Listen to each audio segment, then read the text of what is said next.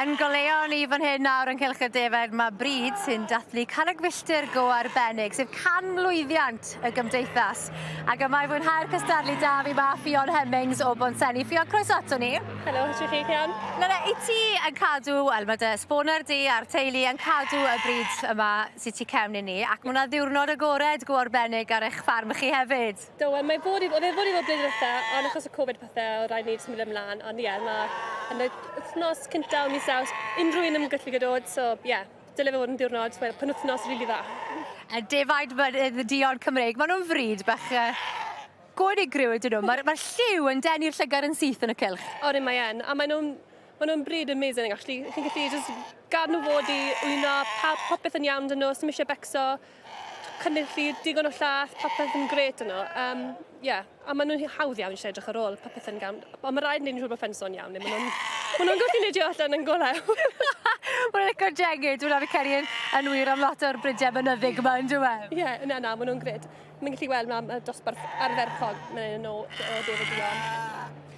Oherwydd y gres, mae'r beirniad wedi lleihau nhw, neu rwy'r restr fer, a wedyn gadael y rai eraill i fynd allan, sy'n synhwyrol iawn wrth feddwl am y tywydd. Mae'n aml yn gweld dosbarthu o dros 40 yn aml iawn yn y sioe, so mae'n gret i weld pawb yma tôl i ni a dim wedi cael ei roi off gan y tywydd. A'r beirniad nawr wedi gadael 6 yn y dosbarth yr wy'n hyrddod, a ni'n gweld yr un wynebe'n cyrraedd y brig o flwyddyn i flwyddyn. Mae Ed yn un nawr yn, y safle gyntaf ar hyn o bryd, a wedyn Mr Rowlands fan hyn, a Donna, maen nhw wastad yn lan yn y top 3, so mae'n neis i weld pawb yn un fyd. Mae'n gret. Ed Williams o Dal y Bont, os dwi'n cofio'n iawn, a wedyn y gŵr bonheddig Defaid Rowlands o Ynys Môn. A'r ddau yma yn cyrraedd y brig yn aml. O, maen nhw wastad yn dod lawr. Mae Defaid wastad yn gadael yn gynnar, hapus 3 yn y bore ar y nos Gwener, fi'n credu.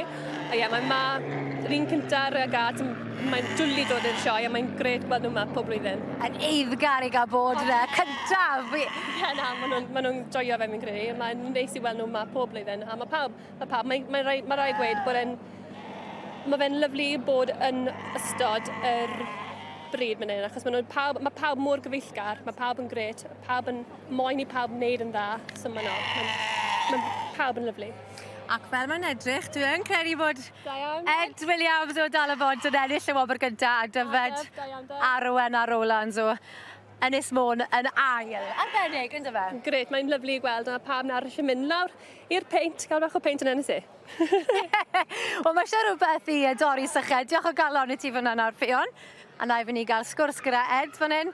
Well, congratulations. Great, thank you very much. How do you fed up of winning all these red prizes? Oh, you never get fed up of a red one at the Royal Welsh. Why then? What's so special about it? It is the place. It is the place, there's no doubt about it. We rated the slam at home, but now he's proved it, so... And that proof will help then when you sell him at sales and... Well, we bought his father last year, we've had a good run with his father, and now he's proved he can throw the goods as well, so that'll definitely help, yeah.